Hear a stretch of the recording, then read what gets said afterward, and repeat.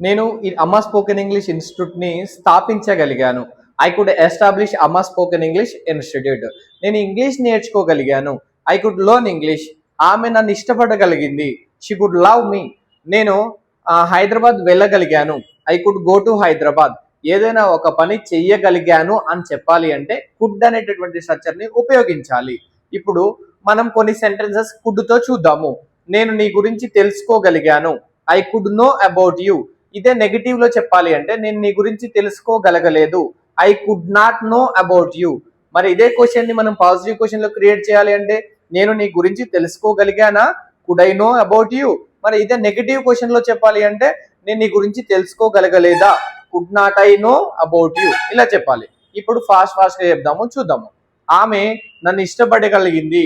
She could love me. ఆమె నన్ను ఇష్టపడగలగలేదు. She could not love me.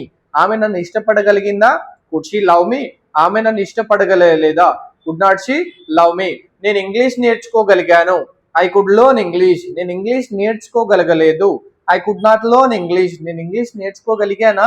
Could I learn English. నేను English నేర్చుకోగలగలేదా? Couldn't I learn English. నేను ఇంగ్లీష్ ఇంప్రూవ్ చేసుకోగలిగాను. I could improve my English. నేను English improve చేసుకోగలగలేదు. I could not improve my English. నేను ఇంగ్లీష్ ఇంప్రూవ్ చేసుకోగలిగానా? Could I improve my English. నేను English improve చేసుకోగలగలేదా?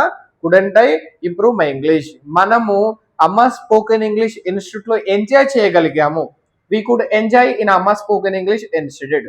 మనం అమ్మ స్పోకెన్ ఇంగ్లీష్ ఇన్స్టిట్యూట్ లో enjoy చేయగలగలేదు.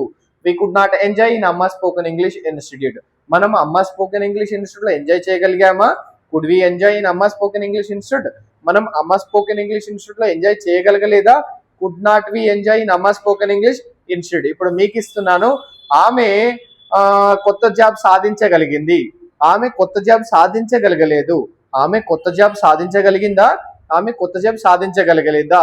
ఇలాంటి వీడియోస్ కోసం మన అమ్మ స్పోకెన్ ఇంగ్లీష్ యూట్యూబ్ ఛానల్ని మరియు ఇన్స్టాని ఫాలో అవ్వండి, సబ్స్క్రైబ్ చేయండి, షేర్ చేయండి. Thank you so much.